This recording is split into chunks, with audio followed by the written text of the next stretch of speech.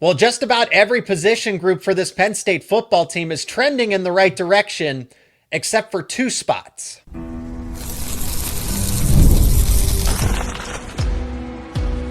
You are Locked On Nittany Lions, your daily podcast on the Penn State Nittany Lions. Part of the Locked On Podcast Network, your team every day. You are locked on to Penn State football, and as always, thank you so much for making Locked On Nittany Lions your first listen and watch every single day, your daily source for all things Penn State sports. My name is Zach Seyko, and I am your host of the show, credentialed media member for both Penn State football and Penn State wrestling. Help me welcome on a very special guest from the Hardcore Penn State Football Podcast, with alongside Sean Kane, Cory Lestochi joining the show here to talk about players to watch going forward, because like I said to start the show, stock up for everybody except for these two position groups. So we're going to discuss why they're concerning coming out of the Nevada game. Today's episode is brought to you by Monarch Money. Take control of your finances with Monarch Money. Use code LOCKEDONCollege at monarchmoney.com for 50% off your first year. Friendly reminder to let us know your thoughts down in the comment section. Be a part of the conversation. Cory, it's pretty simple since everybody else is kind of checking all the boxes that we want to see out of week one. No injury concerns or major injury concerns or anything like that. But the offensive line obviously didn't play up to par the way that we were expecting. You saw the ground game suffer a little bit, but then it's defensive end. Okay, you had Dani Dennis-Sutton play this superstar performance against Nevada, which I think is easier said and easier done in this case. But when you face that better competition and well-coached teams, the most talented teams in the country are going to key in on Dennis-Sutton. So with Zuriah Fisher, when is he going to return? Chaz Coleman, Yvonne Kamaju. You need to see some of these other guys step up so that Dani Dennis-Sutton isn't double-teamed and then defensive end is a liability and not at least a net neutral. Yeah, Zach, thanks for having me on the show. And I think you hit it right on the head. I think defensive end was a position we were all looking forward to watching on Saturday. And I don't think we got a whole bunch out of it besides Dani Dennis-Sutton. I think Harvey was sort of missing. I think Chaz Coleman had some moments, but wasn't able to get his first sack. He Franklin mentioned on the Monday presser that Coleman had admitted that he was nervous, so hopefully he gets over that. And then maybe surprise to you, Zach, but sounds like Zuriah Fisher was closer to playing on Saturday than I anticipated, making it seem more like a game time decision. I don't know if we'll have him back for FIU. It's kind of that weird spot now where how much do you want him to play before Oregon? You obviously don't want Oregon to be the first game, but at the same time, you would like this defense to get some sort of cohesion, some sort of rhythm playing alongside each other. Right now, it seemed like they were just throwing a bunch of darts against the dartboard and seeing what stuck. And Chaz Coleman of that group of secondary players at the defensive end spot. Basically, it's Dani Dennis-Sutton when the what if of Zuriah Fisher. Because as intriguing as Fisher is, we don't truly know what he can do. Okay, and okay, you're holding him out of the lineup for precautionary reasons. Why? It must be serious enough to a point where the longevity is so important that somebody who has had, in my mind, again, we don't know the exact extent of the injury, so there's a little bit of assumption going on here, but Zuriah Fisher has been resting and recovering and working back. He's been rehabbing for such a long time. So if not now, then when is he going to be 100%, 110%? And maybe that's just kind of the nature of the injuries that he's dealt with. I mean, very, very serious from what we know, lower body injuries, leg injuries, and it's just kind of bad luck to that point. So that's not to be critical of Fisher, but Penn State's obviously doing this for a reason, because they know that against Oregon, against Big Ten conference competition, if and when you make it to the college football playoff, you need Zuriah Fisher, because you can't just hope that Chaz Coleman, the light switch is going to flip on for him sooner rather than later. Remember, he is a true freshman and he hasn't played a lot of defensive end to this point. I think Penn State would be doing themselves a disservice if they rely on Zuriah Fisher to be a starting defensive end for the entire season. I just don't think count on that if you have national championship aspirations. Will he be able to provide you with potentially to 20 to 30 snaps? Yes, but I don't think at this point in his career we can rely on him to stay healthy or at least just not completely banged up throughout the entire season. So regardless of where Zuriah Fisher is, you're going to need at least one, maybe two, and maybe even potentially three other defensive ends to play at least 20 snaps or so per game. So forget about Zuriah Fisher and what he's going to give you. I think eventually he'll get healthy, but I wouldn't expect him to be able to be on the field as much as like Dani Dennis-Sutton's going to give you game in and game out. And then that's just it. Okay, so now you're going to put, and I think Enai Dennis-Sutton can handle that sort of workload. But remember, he was injured at one point last season, and he was in and out of the lineup and didn't play a full set of snaps week to week. And eventually he did get healthy at the right time. But if you lose Enai Dennis-Sutton for a long period of time, or even if it's just a few weeks in consequential games on the road against Iowa, right? I'm not even thinking about Oregon and Ohio State to that nature. It's those other ones that, sneaky upset spot. If you're missing a key player like that at a position of need, then it gets, intriguing to say the least. But like I said, Penn State feels confident in what it has between Jalen Harvey, Malachi Williams, Kamaju, and Coleman. It's just, can they figure it out sooner rather than later and not just have to go through this learning curve constantly? So defensive end is the one that is trending, not necessarily in the best situation, but Enai Dennis-Sutton kind of helps fix that with an All-America. Hey, who knows how many defensive awards he might rack up at the end of the season. Let's flip it over to the other side of the football, staying in the trenches, the offensive line. I'm still extremely high on this group. So they are not necessarily trending in the right direction. I would say it's kind of a stock neutral. They didn't move backwards to me because I think this group is insanely talented, and they just need to refine and build that chemistry, build that rapport, Cory, because yes, it's one change in a starter, but you still have to get the starting five in sync with one another. And remember, Anthony Donko wasn't playing guard to this point in time, so he's got to make that adjustment. It's also the tight ends. I know Khalil Dinkins is an insanely talented blocker, but it's also Andrew Rapplier. It's Luke Reynolds. It's being able to have the tackles and the tight ends work accordingly. So for the most part, the offensive line does not concern me whatsoever because a bulk of the group that was peaking against some of the best teams in the best front sevens in the country in the playoff last year, it's all back except for Sal Wormley. So I'm still as high as I can be on this group. Yeah, I'm not waving a red flag yet.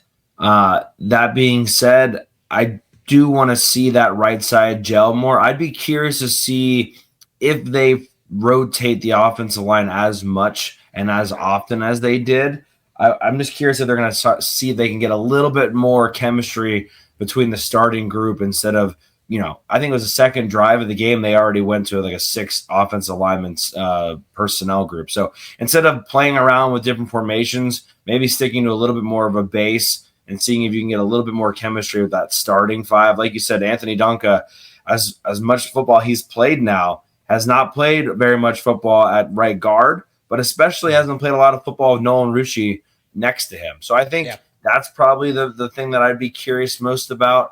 But there are some things that they have to clean up. There were some obvious missed assignments, things that we know they can improve upon, but we're definitely out of character for that group. And that's what I mean. It was uncharacteristic, but it's not something that they can correct. Again, that was an offensive line group that was just kind of net neutral. They were okay. They were good in moments. And then all of a sudden, at the most important stretch of the season, that core, aside from Donko, because he was unavailable due to injury, put together the best performance collectively against Oregon, against, I know people just dismiss SMU and Boise State. Those were elite front sevens. They were top 25 in terms of the analytics, in terms of defensive production, with how those front sevens were across the entire country. And Penn State, I know moral victories don't matter, but had a great performance against Notre Dame as well. So it will come together. I think it's just going to take time, but not as much time as maybe people think. I mean, these are all veterans. These are some of the most athletic, the smartest, most intelligent offensive linemen and guys that have played a bunch of football. And then you have Cooper Cousins and TJ Shanahan cycle in as well. Eventually, Javen Williams will get back. Seriously, I have no concerns about this offensive line other than they just need to gel, and that will happen quickly. Yeah, gel's the big thing. I'd be curious too. Franklin mentioned the 5-man front they face from time to time. I'd be curious to see how many other defense deploy that, and I'd be curious to see how Andy Kotelnicki decides to counter that moving forward. It sounds like that's a trend that Penn State will face again this year, and maybe something they're not as used to. So I'd be curious how they handle that and how they manage to get to the next level, make sure they're able to get to those linebackers. I think it kind of showed you in those situations when the offensive line is net neutral that Katron Allen's your better back because he's going to get his no matter what. But if you want the explosive runs, you're going to have to open up some sort of hole. You're going to have to get to the second level a little bit better if you want Singleton to take off for some of the 40, 50-yard runs that we know he's capable of. Now, a lot of the other position groups were taking steps in the right direction, as we've mentioned. One in particular, which was a major concern for me in the offense, is starting to move to a position where it's starting to move into a status where you should be maybe confident about this group. We're going to tell you which group that is coming up next here on Locked On Nittany Lions. And this episode is brought to you by Mazda. Mazda crafts cars for those who choose to do more than just simply move. They follow what moves them every time they drive. And that's what makes Mazda stand out. They go beyond safety, style, and performance to deliver a driving experience that feels alive in every detail. As an athlete focuses on every detail, Mazda does the same. From metallic accents to hand-stitched Napa leather. You can feel it in the moment you get behind the wheel. The smooth handling, the intuitive controls, and standard all-wheel drive in every crossover SUV. Whether it's a quick drive to practice or a weekend road trip, Mazda makes every day drive feel special. Whether it's a quick drive to practice or a weekend trip, Mazda makes even everyday drives feel special. It's the small details that make the big plays. And just like there's more to every player, there's more to a Mazda vehicle. Mazda. Move and be moved.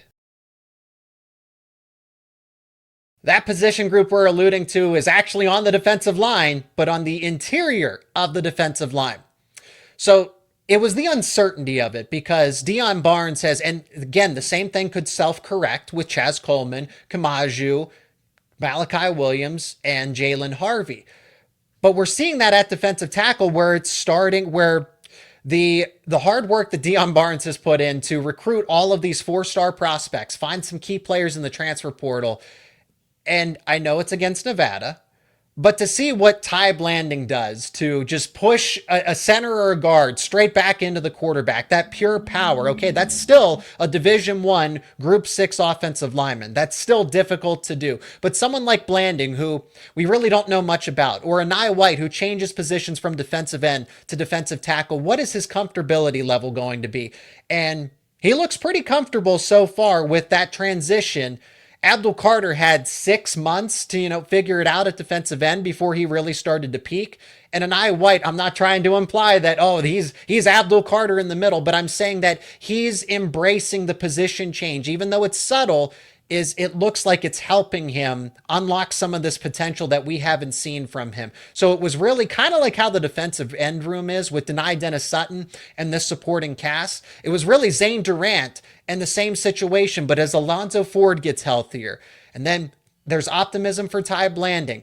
James Franklin shouted out Enai White. This defensive tackle room is actually starting to solidify, and then you have Owen Wafel getting some praise as well. So what was once a big question mark, we're starting to get some clarity and starting to get some answers about them.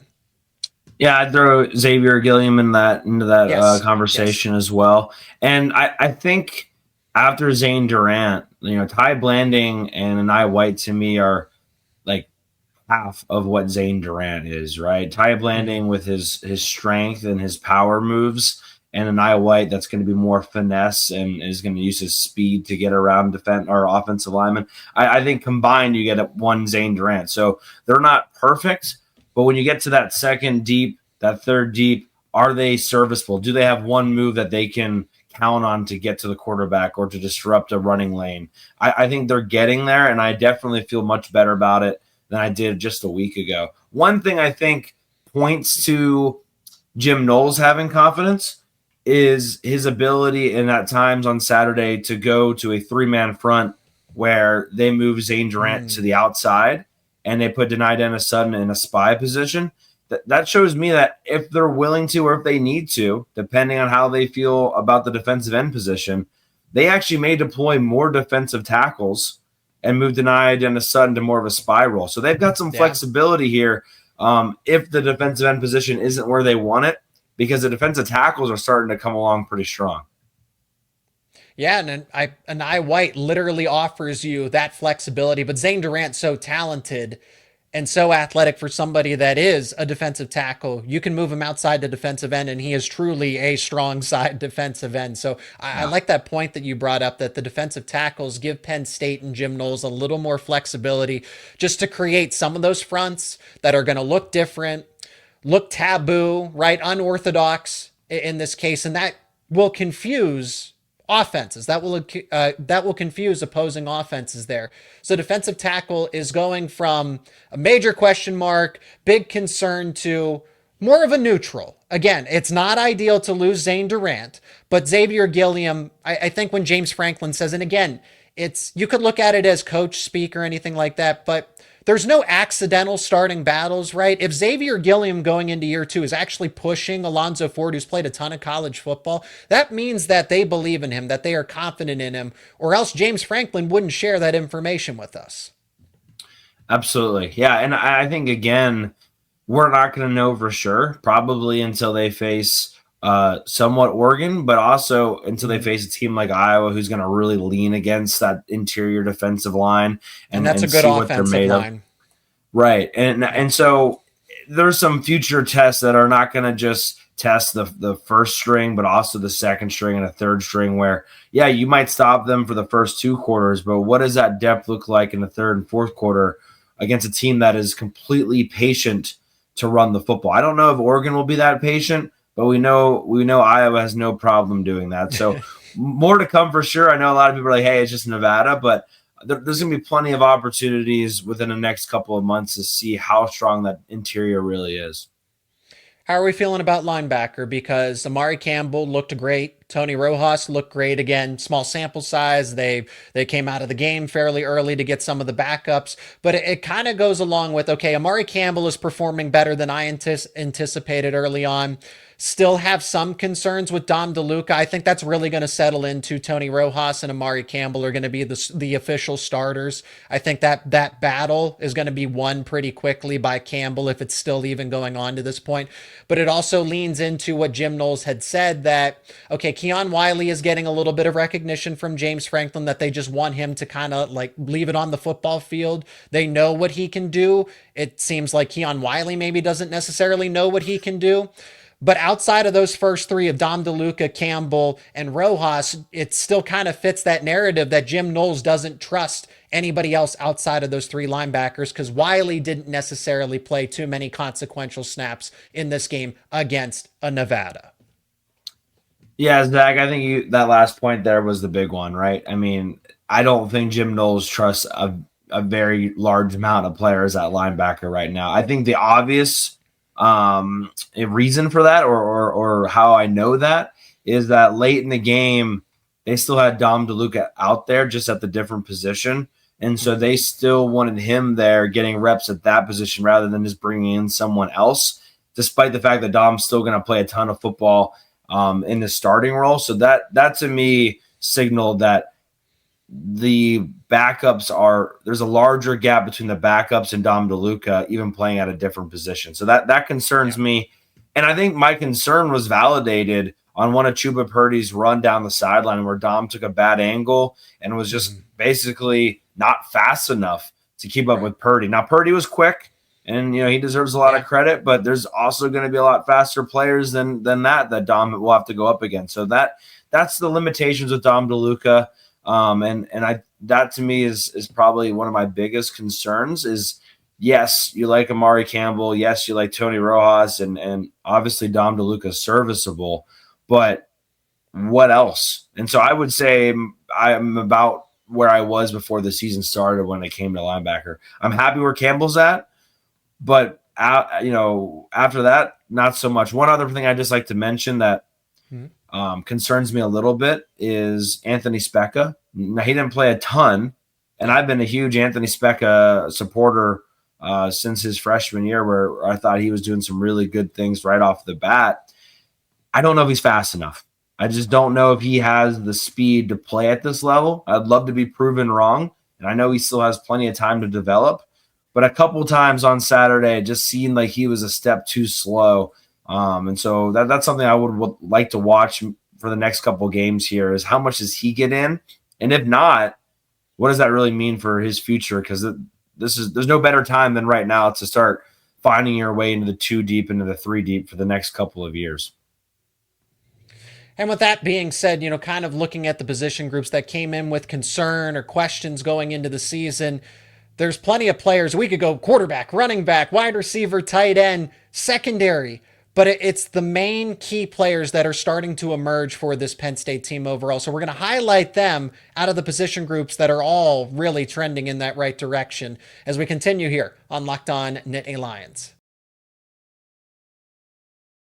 This episode is brought to you by FanDuel. The NFL season is almost here, and FanDuel is making sure you're ready for kickoff with a can't-miss offer. Right now, new customers can bet just $5, and if your bet wins, you'll get $300 in bonus bets to use across the app. That's right, $300 in bonus bets to use on anything. NFL football, college football, WNBA, Major League Baseball, with other sports still going on. FanDuel makes every game more exciting, whether you're watching your favorite team or just keeping an eye on your fantasy lineup. That's why you go with FanDuel. So are you ready to play? Download the FanDuel app now by visiting FanDuel.com to get started. Again, that is FanDuel.com, where you can place your first $5 bet, and if it wins, you'll get $300 in bonus bets to use across the app as a new customer. Philadelphia Eagles and Dallas Cowboys kick off the NFL season. Don't miss out. Visit FanDuel.com today. And this episode is also brought to you by Monarch Money. Most people can't name all of their financial accounts, or even what they're worth, whether it's 401ks, properties, or investments. And when you don't have the full picture, you can end up leaving money on the table. That's why there is Monarch Money. It's an all-in-one personal finance tool that brings your entire financial life together in one clean, easy-to-use interface on your laptop or on your phone. Monarch is built for people with busy lives. If you put off organizing your finances, Monarch is for you. Monarch does the heavy lifting for you. You can link all of your accounts in just minutes, see clear data visuals, get smart categorization of your spending, and finally feel in control of your money, even without touching a spreadsheet. You can maximize your investments with Monarch, increase your savings rate, easily review your finances with a partner or a financial advisor, helping you keep a clear view of your financial health week to week and long term. Don't let the financial opportunity slip through the cracks. Use code LOCKEDONCOLLEGE at monarchmoney.com in your browser for, get this, half off your first year. That's right, half off your first year, 50% off your first year over at monarchmoney.com with code LOCKEDONCOLLEGE. So, Cory, feel free to take this in any direction because Ethan Grunkemeyer looked really good. I mean, Cam Wallace, somebody that had a serious leg injury, to say the least. What leg injury, right? Same thing with Andrew Rapplier, moving, both of those guys moving in the open field extremely well. And then on the defensive side, particularly in the secondary, we heard so much about Darius Dixon, and rightfully so, as one of those top prospects in Penn State's recent recruiting class. But nobody's mentioned Jameer Joseph. Jameer Joseph, I think, has just flown under the radar, including with the coaches, because somebody that with Dixon and Kobe Howard and Kamaju getting all this recognition and that, some of them have the green light and these guys are also close, but we haven't heard a word about Jameer Joseph, and yet he played the most out of it, and Chaz Coleman, obviously, but Jameer Joseph ended up playing the most snaps out of any first-year player against Nevada. And I think obviously Terry Smith and Anthony Poindexter have probably made mention of him, but it is surprising to me that there isn't more conversation about around the likes of Joseph to this point. Yeah, I mean, you could go in a lot of different directions here. I think I liked what Franklin started his press conference with on Monday with, and that is it's just nice to see the guys who had long-term injuries respond and have big moments. Keon Wiley almost picking off a pass. Rappleyea, the nice catch and run after the catch.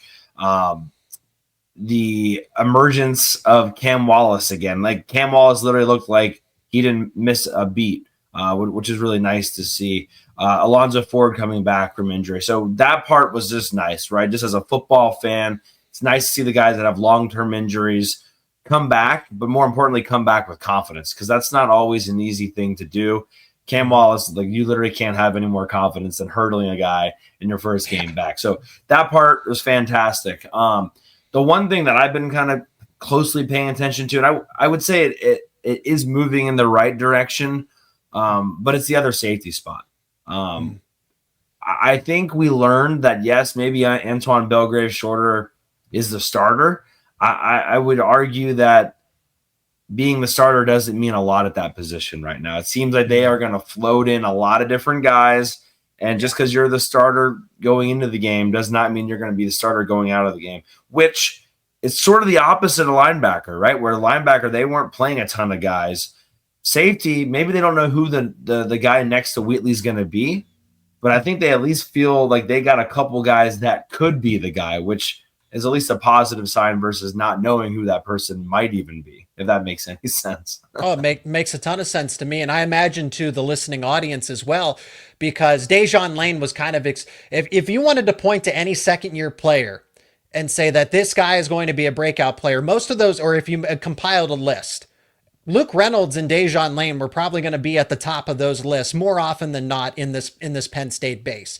And then Antoine Belgrave-Shorter out of nowhere emerges. Same thing with Kenny Woseley. Sometimes guys just respond to different defensive systems, because I will say this, when it comes to Belgrave-Shorter and Woseley in particular, what would we say is the main takeaway about Jim Knowles being the defensive coordinator for Penn State now? Is the aggressiveness, the turnovers, the havoc type of plays. And Woseley and Belgrave-Shorter, the thing that they have in common, like Zach Wheatley, is they just gravitate to the football. So we didn't see them specifically make a turnover-worthy play, but that's why they're going to be integral parts in this defense, either as a starter or as a strong backup, because they know how to force turnovers. So Belgrave-Shorter, exceptional in man coverage and he was the turnover king in training camp, as it was reported. But Kenny Woseley already has that instinctive nature as well, like a Wheatley where, okay, if you're going to avoid Wheatley, get ready for ABS and Woseley or Zion Tracy when he's fully healthy, because those guys are prone to making turnovers as well. So it fits into Jim Knowles' system, whereas Tracy, and I'm not going to say that those players were worse because of a Tom Allen defensive system, but when it was all this back off coverage, zone coverage, bend, don't break, those guys didn't flourish. At least not early on so far, but they're responding to what Knowles is asking them in this defensive system. Yeah, and a lot of those guys were recruited by Manny Diaz, to a certain degree too, right? And so they were, kind of coming to Penn State to be attackers and not so much play on their heels. And I think the other thing that maybe the staff has taken out of the NFL's playbook a little bit is converting corners to safeties. I mean, there's a lot of times, good college corners gets the NFL and they become safeties. And I think there's a reason why that happens. And I think if you look back, a lot of, Penn State corners that have moved to safety have really flourished. And I think that's a good mold to follow, not just because of their ability to play man coverage, but because of those ball skills that you mentioned. So I expect that to continue to happen. And I think that's one of the reasons why Wheatley and ABS are your starters right now. And Dejon Lane, as he continues to prove himself, King Mack as well, there's going to be that heavy rotation as you talked about. But secondary, just across the board. It was already a strength for Penn State, and then they just continue to add leverage to it. We haven't even really talked about Zachy Wheatley and AJ Harris. Because we didn't really need to. There was nothing, again, there's nothing they need to prove to us. But when you have those anchors, you have Harris, you have Wheatley, you have two co-starters between Elliott Washington and Davian Collins who split an equal amount of snaps. So who knows who's the actual starting CB2, even though I think Collins was out there first. I digress from that, but it was having that base of those players, and then you add in Darius Dixon, you add in Zion Tracy, who is a rising star when he's fully healthy. And then there's Dejon Lane, but now Antoine Belgrave-Shorter, now Kenny Woseley. And I wouldn't look past Jameer Joseph. I just because Jameer Joseph hasn't had that actual tangible dialogue, he's right there. He played 23 snaps, or else Penn State wouldn't have put him out there on Saturday. Absolutely. And at the end of the day, I'm never going to bet against Anthony Poindexter and Terry Smith. I just think that it's turned into an assembly line there where I trust the guys that are going out there because I know they trust the guys that are going out there. And that's where we're going to wrap things up here on this edition of Locked On Nittany Lions. Appreciate each and every one of you for checking out the show. If you're not an everydayer, become one. Subscribe to the YouTube channel and wherever you get your podcast for the latest conversations around your favorite Penn State sports teams. He is Cory Lestochi of the Hardcore Penn State Football Podcast. Links to his work will be down in the description. I highly encourage you to go check them out. Cory, thanks so much for the time. Thanks so much for the conversation. And if you are able and willing, happy to have you back on in the not too distant future. Awesome. Thanks, Zach. Appreciate it.